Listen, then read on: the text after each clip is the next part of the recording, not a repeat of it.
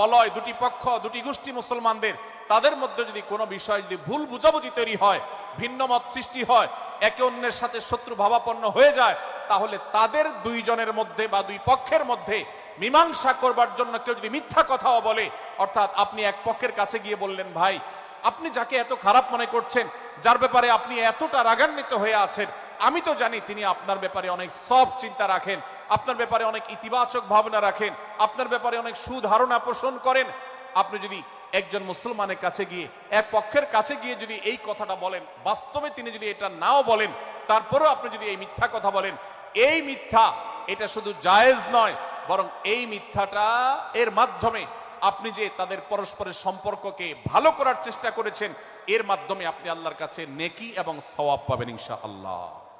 ভাইরা আমার, তাহলে দুজন মুসলমান, দুটি পক্ষ, দুটি দল, দুটি বলয়, দুটি গোষ্ঠী যদি কখনো ভিন্ন মত তাদের মধ্যে তৈরি হয়, সেটা যদি মারামারিতে গিয়ে পৌঁছায়, সেটা যদি বিবাদ বিতণ্ডা পর্যন্ত গিয়ে পৌঁছায়, আমাদের কাজ হবে মধ্যে থেকে সেটাকে মীমাংসার মাধ্যমে দূরত্বকে কমানো। আমরা কখনো দূরত্ব বাড়াবো না, পারলে দূরত্ব কমাবো। ডক্টর খন্দকার আব্দুল্লাহ জাহাঙ্গীর রহমতুল্লাহ একটা কথা বলতেন, মুসলমানদের বাড়িতে যে আগুন লেগেছে, বিভেদের আগুন, মতবিরোধের আগুন, মত পার্থক্য, এটা মতবিরোধে যে পৌঁছে গেছে, এ আগুন তিনি বলতেন, আমি নিভাবার মতো শক্তি আমার নাই, এত পাওয়ার নাই যে বহুদা বিভক্ত মুসলমানদেরকে আমি ঐক্যবদ্ধ করে ফেলবো, এত শক্তি আমার হাতে নেই। কিন্তু একটা শক্তি আমার কাছে আছে ভাই, সেটা হলো যে বিবাদমান মুসলমানদের মধ্যে বিবাদ যেন আর না বাড়ে, বিবাদের যে আগুন লেগেছে সে আগুনে যেন আর ঘি ঢালা না হয়, কেরোসিন ঢালা না হয়, সেজন্য আমি ভূমিকা রাখতে পারি। আমি আপনাদেরকে বিনয়ের সাথে অনুরোধ করতে চাই, যত বিষয় নিয়ে আমাদের মুসলমানদের পরস্পরের মত পার্থক্য আছে, হতে পারে সেটা মাসআলা নিয়ে, হতে পারে সেটা রাজনৈতিক অবস্থানকে কেন্দ্র করে, হতে পারে অন্য কোনো বিষয়কে কেন্দ্র করে, আল্লাহর ওয়াস্তে আপনি বিভেদ মিটাতে পারেন আর না পারেন, বিভেদ যেন না বাড়ে সেজন্য আপনি অবস্থান গ্রহণ করবেন, বিভেদ বাড়ার ক্ষেত্রে কোনো ভূমিকা পালন করবেন না, এবং সব সময় উম্মার ঐক্য প্রয়াস চাইবেন, প্রয়াস চালাবেন, উম্মার ঐক্য চেষ্টা করবেন। আল্লাহর কাছে আপনি যে দোয়াগুলো করেন, এর মধ্যে একটা দোয়া যেন এটাও থাকে, হে আল্লাহ, আমরা বহুদা বিভক্ত হয়ে গেছি, আমরা টুকরা টুকরা হয়ে গেছি, যার কারণে তোমার ভাষ্য অনুযায়ী ফাতাফশালু ওয়া তাযহাবা রিহুকুম, আজ আমাদের শক্তি শেষ হয়ে গেছে, আমরা দুর্বল হয়ে গেছি। আজ বাংলাদেশের বাস্তবতা যদি আমরা বলি, যে দেশের 90-95 ভাগ মানুষ মুসলমান, সে দেশে আজ হাতে গোনা কিছু নাস্তিক, কিছু ইসলাম বিদ্বেষী, মুসলমান বিদ্বেষীরা, তারা আমাদেরকে আজ উঠা বসা করায়, তারা আমাদের আইন নির্ধারণ করে, তারা আমাদের শাসক নির্ধারণ করে, তারা আমাদের সব বিষয়গুলোকে নির্ধারণ করে দেয়। আমাদের সন্তানরা পাঠ্যপুস্তকে কি পড়বে সেটাও ইসলাম বিদ্বেষীরাই ঠিক করে দেয়। ভাইরা আমার, এই অবস্থার যদি পরিবর্তন চাই, তাহলে আমাদের মধ্যকার দূরত্বগুলো কমাতে হবে। এজন্য আপনার দোয়ার মধ্যে আল্লাহর কাছে নিবেদন করুন, আল্লাহ আপনি আমাদের মধ্যকার বিভেদগুলো কমিয়ে দিন, আল্লাহ আমাদের ওলামাদেরকে ঐক্যবদ্ধ করে দিন, আল্লাহ আমাদেরকে ইত্তেহাদ মাল ইখতিলাফ, বৈচিত্র্যময় ঐক্য, মতভিন্ন থাকা সত্ত্বেও মৌলিক বিষয় ঐক্যবদ্ধ হওয়ার তৌফিক দান করুন। সীসাঢালা প্রাচীরের মতো আমাদেরকে কাঁধে কাঁধ মিলিয়ে আল্লাহ এবং তার রাসূল সাল্লাল্লাহু আলাইহি সাল্লামের আদেশ নিষেধকে ব্যক্তি, সমাজ, পরিবার, রাষ্ট্রে সর্বত্র বাস্তবায়নের জন্য কাজ করার তৌফিক দান করুন। আমরা আমাদের দোয়ার মধ্যে মুসলমানদের ঐক্যের জন্য দোয়া করব তো ইনশাআল্লাহ। আল্লাহ তাআলা আমাদেরকে সেই তৌফিক দান করুন। ভাইরা আমার, তাহলে সূরা হুজুরাতের 3য় শিক্ষা বলছিলাম, 9 থেকে 10 নম্বর আয়াতে আল্লাহ রাব্বুল আলামিন মুসলমানদের মধ্যে যদি কখনো বিবাদ, বিতণ্ডা, মারামারি, হানাহানি সৃষ্টি হয়, তাহলে সেটিকে মীমাংসা করবার কথা বলেছেন। অতএব যদি কোনো স্বামী স্ত্রীর মধ্যেও কখনো মনোমালিন্য তৈরি হয়, আপনার যদি সেখানে ভূমিকা রাখবার সুযোগ থাকে, আপনি চেষ্টা করবেন উভয়ের মধ্যে দূরত্বটা কমাবার জন্য। আমরা অনেকে আজকাল নামাজ কালাম পড়ি, রোজা রাখি, দাড়ি রাখি, অনেক ভালো ভালো কথা বলি, অথচ দুজনের মধ্যে গন্ডগোল লাগলে আমরা সেখানে এক পক্ষ হয়ে আরেক পক্ষকে আমরা খেপিয়ে তুলি। পারলে অনেকে চগলখড়ি করেন, প্রত্যেক পক্ষের কাছে গিয়ে অপর পক্ষের ব্যাপারে মিথ্যা কথা বলে তাদের মধ্যে ভেজালকে আরো বাড়িয়ে দেন। এই জন্য নবী সাল্লাল্লাহু আলাইহি সাল্লামের ঐতিহাসিক হাদিস রয়েছে, লা ইয়াদখুলুল জান্নাতা নাম্মাম, যে ব্যক্তি চগলখড়ি করে, দুজনের মধ্যকার গন্ডগোল ফাসাদ বৃদ্ধিতে যে ব্যক্তি ভূমিকা রাখে, ভেজাল লাগায়, এই চগলখোর কখনো জান্নাতে যাবে না। আমাদের অনেকেরই এই দুঃস্বভাব আছে, এই খারাপ চরিত্র আছে। সূরা হুজুরাত, এই যেন আমাদের আজকের যে সমাজ বাস্তবতা আছে, আমাদের যে ব্যাধি আছে ব্যক্তিগত পর্যায়ে, আমাদের পরিবারের সমাজের সর্বত্র যে ব্যাধিগুলো ছেয়ে গেছে, সূরা হুজুরাতের প্রতিটি আয়াত যেন সেই ব্যাধির সবচেয়ে বড় মহৌষধ, সেটার জন্য সবচেয়ে বড় প্রতিষেধক, সেটার জন্য সবচেয়ে বড় সমাধান। এই জন্য আমি বলেছি শুরুতে, আমার যদি আল্লাহ শক্তি সামর্থ্য দিতেন, প্রত্যেক মুসলমানের হাতে পায়ে ধরে সূরা হুজুরাতের 18টি আয়াত, প্রত্যেকটি আয়াত আমি আমার মুসলমান ভাইদেরকে বলতাম, বারবার পড়ুন, বারবার পাঠ করুন, বোঝার চেষ্টা করুন, জীবনকে পরিবর্তন করুন। এদেশে নামাজি মুসলমান আপনি কম বেশি পাবেন, এদেশে রোজাদার মুসলমান কম বেশি পাবেন, এদেশে হজ আদায়কারী মুসলমান কম বেশি পাবেন, এদেশে তাসবিহরত মুসলমান কম বেশি পাবেন, কিন্তু এদেশে আচার আচরণ, কাজ কারবার, আখলাক এবং বান্দার হক এবং অধিকার, অন্যের অধিকার সংশ্লিষ্ট বিষয়ে সচেতন মুসলমান আপনি খুব বেশি পাবেন না। আর এই জন্যই আমাদের জান্নাতের পথে অনেক বড় অন্তরায় হয়ে আছে। আজ আমাদের চরিত্রগুলো নষ্ট হয়ে গেছে। আমরা নামে মুসলমান, আমরা চগলখড়ি করি, আমরা নামে মুসলমান, দুজনের মধ্যে গন্ডগোল সৃষ্টি করে দেই। গন্ডগোল আগে থেকে সৃষ্টি থাকলে সেটাকে বাড়াবার চেষ্টা করি। আমরা নামে মুসলমান, আমাদের শিষ্টাচার নাই, আদব নাই, লেহাজ নাই। এই জন্য সূরা হুজুরাতের প্রতিটি আয়াত আমাদেরকে শিক্ষা দেয়। আল্লাহ তাআলা আমাদের সকলকে এই শিক্ষাগুলো আজকের এই মাহফিল থেকে আমাদের বুকের ভেতরে পরম যত্ন সহকারে নিয়ে যাওয়ার এবং আমাদের জীবনকে পরিবর্তন করার তৌফিক দান করুন। ভাইরা আমার, তৃতীয় এই শিক্ষাটি শেষ করে আমি বলতে চাচ্ছি, চতুর্থ আয়াতে আল্লাহ রাব্বুল আলামিন আমাদেরকে বলেছেন, আমরা যেন কেউ কাউকে নিয়ে বিদ্রূপ না করি, ব্যঙ্গ না করি, কেউ কাউকে যেন বাজে নামে না ডাকি, কেউ যেন কাউকে খোঁচাখুচি না করি, কেউ যেন কারোর নাম বিকৃত করে তাকে না ডাকি। ভাইরা আমার, এই আয়াতটি আমি শুরুতে তেলাওয়াত করেছি। আল্লাহ বলেছেন, ইয়া আইয়ুহাল্লাযীনা আমানু লা ইয়াসখার কওমুম মিন কওমিন আসা আন ইয়াকুনু খায়রাম মিনহুম।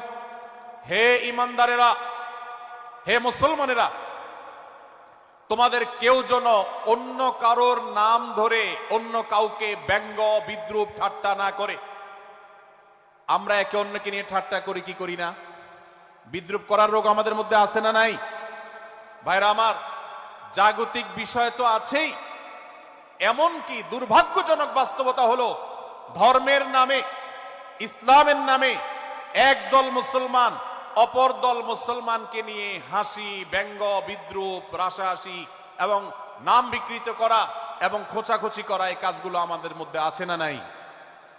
আমরা যারা ইসলামের খেদমত মনে করে আমার ভিন্ন মতের, ভিন্ন দলের মুসলমানকে খোঁচাখুচি করি, আমরা যারা আল্লাহর খেদমত মনে করে, ইসলামের সেবা মনে করে, দাওয়াতের কাজ মনে করে, ইসলাম প্রচার মনে করে, ভিন্ন মতের অন্য দলের মুসলমানকে নিয়ে ব্যঙ্গ বিদ্রূপ আর হাসাহাসি করি, তাদেরকে সোশ্যাল মিডিয়াতে, অনলাইনে, অফলাইনে তুচ্ছ তাচ্ছিল্য করি, আল্লাহর শপথ করে বলছি, এটা ইসলামের সেবা নয়, এটা হলো প্রবৃত্তির পূজা, এটা হলো আপনার নফসের পূজা, এটা হলো আপনার প্রবৃত্তির গোলামি করা, এটা আল্লাহর গোলামি নয়, এটা ইসলামের খেদমত নয়, এটা ইসলামের 12টা বাজানো।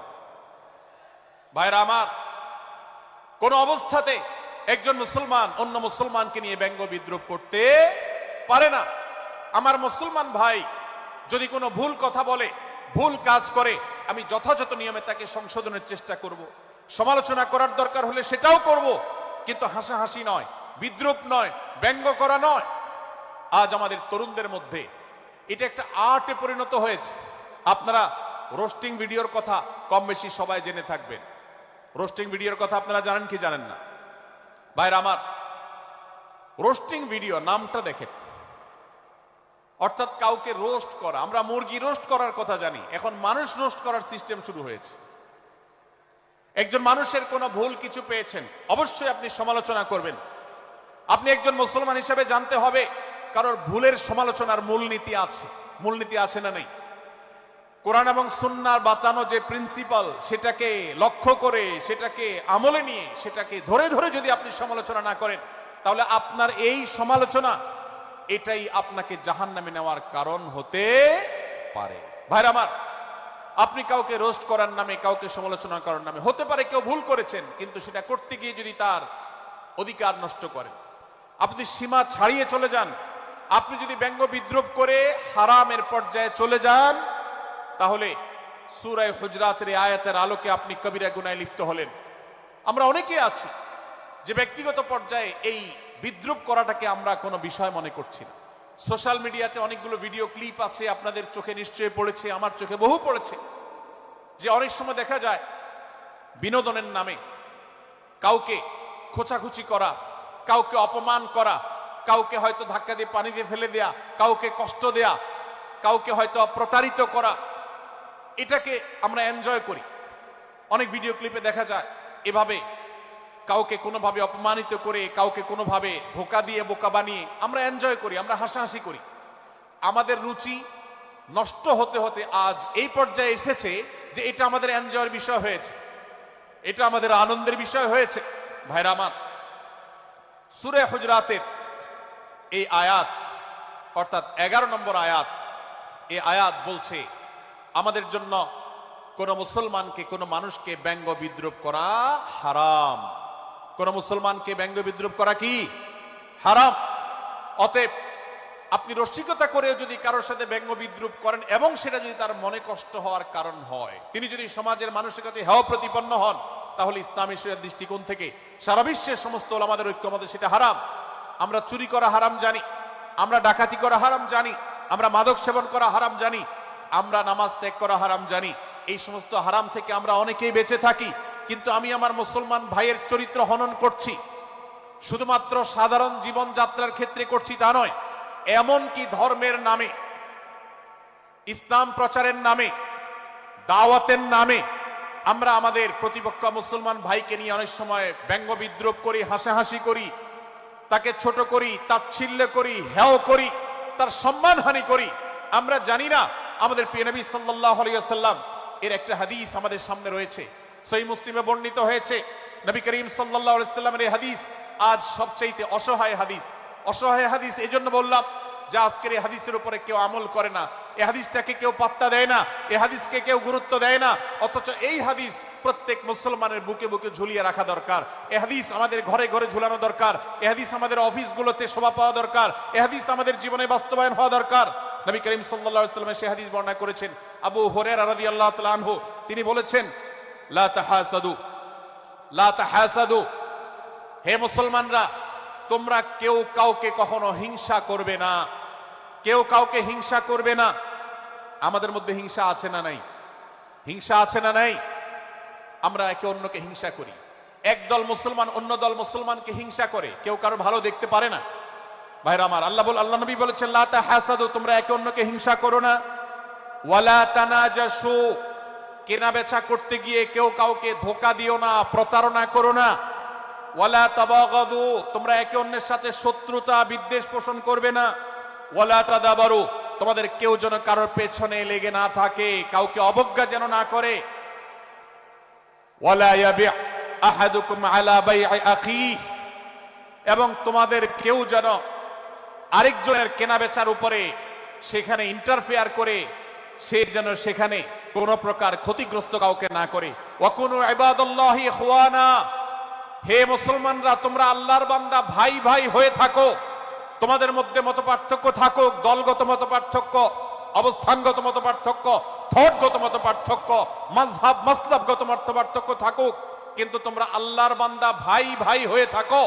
এক দলের মুসলমানকে আল্লাহ তাআলা ভাই ভাই হতে বলেন নাই, এক গ্রুপের মুসলমানকে আল্লাহ ভাই ভাই হতে বলেন নাই, এক বলয়ের মুসলমানকে আল্লাহ ভাই ভাই হতে বলেন নাই, নিজ দলের মুসলমানের সাথে আল্লাহ ভাই ভাই থাকতে বলেন নাই। আল্লাহ বলেছেন সকল মুসলমানদের সাথে ভাই ভাই হয়ে থাকার জন্য, ভ্রাতৃত্বের বন্ধনে থাকার জন্য। এজন্য আল্লাহ নবী সাল্লাল্লাহু আলাইহি ওয়াসাল্লাম সে নির্দেশ করেছেন। আল্লাহ নবী সাল্লাল্লাহু আলাইহি ওয়াসাল্লাম আরো বলেছেন, আল মুসলিমু আখুল মুসলিম, মুসলমান মুসলমানের ভাই, লা ইয়াজলিমুহু ওয়ালা ইয়াখযুলুহু, কোন মুসলমান কোন মুসলমানকে জুলুম করতে পারে না, তার আইল ঠেলতে পারে না, তার জমি দখল করতে পারে না, তার অধিকার নষ্ট করতে পারে না, তাকে কথা দিয়ে অত্যাচার করতে পারে না। ওয়ালা ইয়াখযুলুহু, তাকে অপমানিত করতে পারে না, লাঞ্ছিত করতে পারে না। ওয়ালা ইয়াকযিবুহু, তার সাথে মিথ্যা বলতে পারে না। ওয়ালা ইয়াহকিরুহু, তাকে তাচ্ছিল্য করতে পারে না। আত-তাকওয়া হাহুনা, আত-তাকওয়া হাহুনা, আত-তাকওয়া হাহুনা। নবীজি তিনবার নিজের বুকের দিকে তাকিয়ে দেখিয়েছেন, তাকওয়া এখানে, তাকওয়া এখানে, তাকওয়া এখানে। আমাদের অন্তরকে ভালো করতে হবে, সমস্ত মুসলমানদের জন্য উদার হতে হবে, কলিজাকে বড় করতে হবে, মনটাকে ব্রড করতে হবে, প্রশস্ত করতে হবে, অন্য মুসলমানকে ভাই মনে করতে হবে, কোন ভিন্ন মতের মুসলমানের সাথে শত্রুতা পোষণ করা যাবে না। ভাইরা আমার, অতএব এই হাদিসকে সামনে রেখে এই হাদিসের শেষ অংশে নবী সাল্লাল্লাহু আলাইহি সাল্লাম বলেছেন, আল মুসলিমু কুল্লুল মুসলিমি আলাল মুসলিমি হারামুন দমুহু ওয়া মালুহু ওয়া ইরদুহু। এক মুসলমানের জন্য অন্য মুসলমানের তিনটি জিনিসকে আল্লাহ তাআলা হারাম করে দিয়েছেন। কোন মুসলমানের রক্ত এটা প্রবাহিত করা, কাউকে হত্যা করা যেরকম হারাম, কোন মুসলমানের সম্পদ অন্যায়ভাবে আপনি ভোগ করবেন, দখল করবেন, মেরে দিবেন, এটা হারাম। ঠিক একইভাবে কোন মুসলমানের সম্মান নষ্ট করবেন, ইজ্জত নষ্ট করবেন, সম্ভ্রম নষ্ট করবেন, অপমান করবেন, এটাকে আল্লাহ তাআলা হারাম করেছেন। আল্লাহ তাআলা আমাদের সবাইকে অন্য মুসলমানদের ব্যাপারে এরকম দায়িত্বশীল ভূমিকা রাখার তৌফিক দান করুন, বলুন আমিন। ভাইরা আমার, সূরা হুজুরাতের 4 নম্বর আয়াতের শিক্ষাকে ধারণ করে আমরা কারোর প্রতি বিজ্ঞ ব্যঙ্গাত্মক আচরণ করব না। অনেক মুসলমান আছেন অন্য মুসলমানদের নাম ধরে ধরে বিদ্রুপ ব্যঙ্গ করেন, নাম বিকৃত করেন। অনেক সময় আমরা রসিকতা করেও আমাদের অনেকের নাম বিকৃত করি। আল্লাহ সুবহানাহু ওয়া তাআলা এটাকে হারাম করেছেন। এমনকি নবী সাল্লাল্লাহু আলাইহি সাল্লাম বলেছেন, লা তাকুল লিকাসিরিন ইয়া কাসিরু। কোন খাটো বা বেটে মানুষকে হে বেটে, হে খাটো এরকম বলে ডেকো না। নবী সাল্লাল্লাহু আলাইহি সাল্লাম বলেছেন, এভাবে ডাকলে তিনি অপমানিত হন। আল্লাহ তাকে এভাবে সৃষ্টি করেছেন। আমরা অনেক সময় দেখা যায় একে অন্যকে খোঁচা মারতে গিয়ে তার গায়ের রং কালো হলে, তিনি দেখতে আকারে ছোট হলে তাকে আমরা ব্যঙ্গ করি, বিদ্রুপ করি, তাকে আমরা তাচ্ছিল্য করি, তাকে আমরা অপমান করি, তাকে আমরা অপদস্থ করি। ভাইরা আমার, এটা আমাদের জন্য হারাম।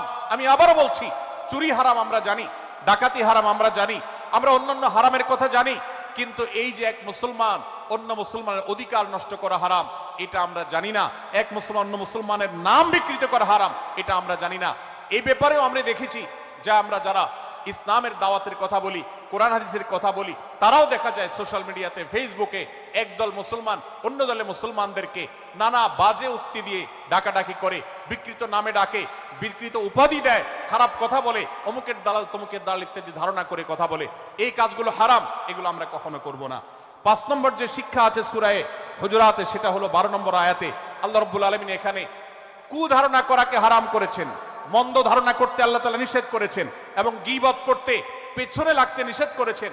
ভাইরা আমার, এই একটি আয়াত অর্থাৎ সূরা হুজুরাতের 12 নম্বর আয়াত, এই আয়াতটি শিক্ষা ধারণ করে যদি আমরা আমাদেরকে শুধরাতে পারি, সংশোধন করতে পারি, তাহলে ইসলামের মেইন যে কাজগুলো আছে, ঈমানকে বিশুদ্ধ করা এবং শিরক মুক্ত ঈমান আনা, 5 ওয়াক্ত নামাজ পড়ার পর, বান্দার হক আদায়ের পর, এই আয়াতটির পর আমল করলে আপনার জান্নাতে যাওয়ার সবচেয়ে বড় বাধা দূর হয়ে যাবে ইনশাআল্লাহ। ভাইরা আমার, যে আয়াতে আল্লাহ তাআলা আমাদেরকে কারো প্রতি মন্দ ধারণা করতে নিষেধ করেছেন, গীবত করতে নিষেধ করেছেন, কারো পেছনে লাগালাই করতে নিষেধ করেছেন, সে আয়াতে আল্লাহ রাব্বুল আলামিন বলেছেন, ইয়া আইয়ুহাল্লাযীনা আমানু ইজতানিবু কাসীরাম মিনায-যন্ন।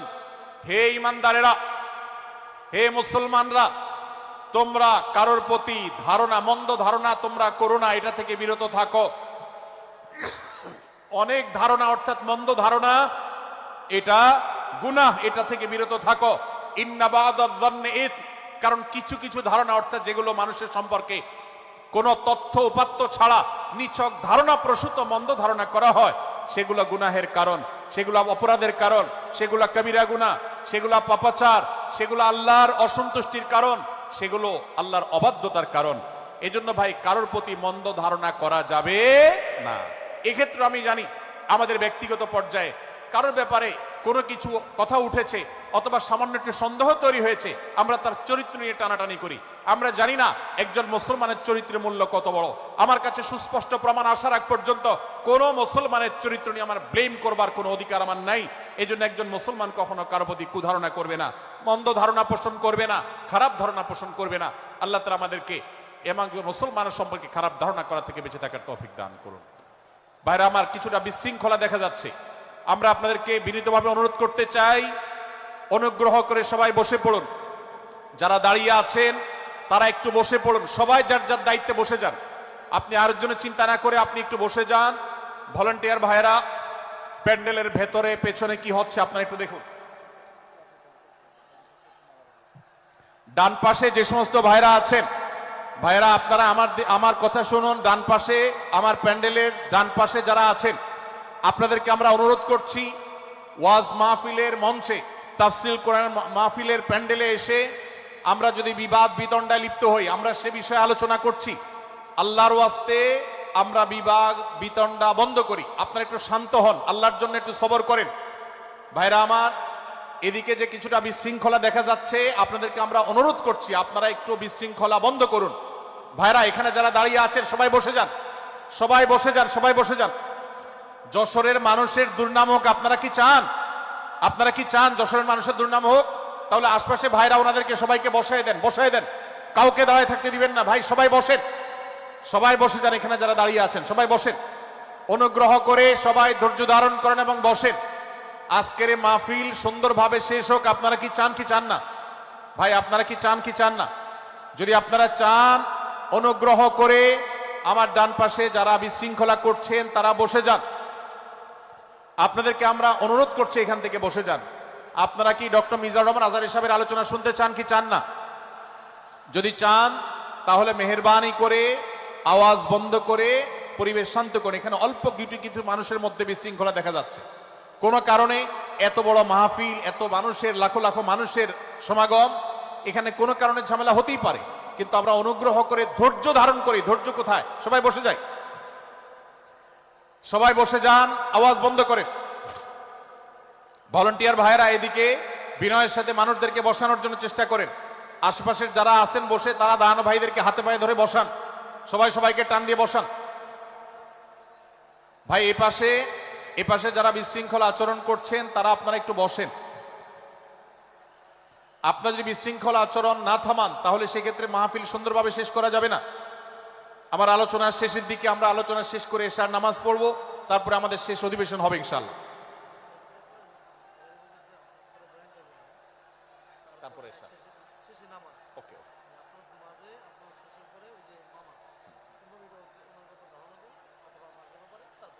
ভাই মেহেরবানি করে আপনারা শান্ত হন।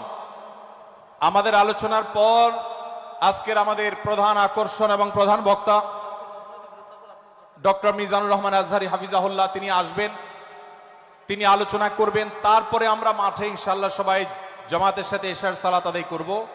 আমি কয়েক মিনিটের মধ্যে আলোচনা শেষ করব, আপনারা মেহেরবানি করে শান্ত হন। জাযাকুমুল্লাহ খাইর। ভাইরা আমার, আমি যে জায়গাটা ছিলাম, সূরা হুজরাতের 12 নম্বর আয়াতে আল্লাহ রাব্বুল আলামিন আমাদেরকে সূরা হুজরাতের 5ম শিক্ষা দিয়েছেন। মুসলমানদের জন্য যা গুরুত্বপূর্ণ তা হলো আমরা কারোর প্রতি মন্দ ধারণা করব না।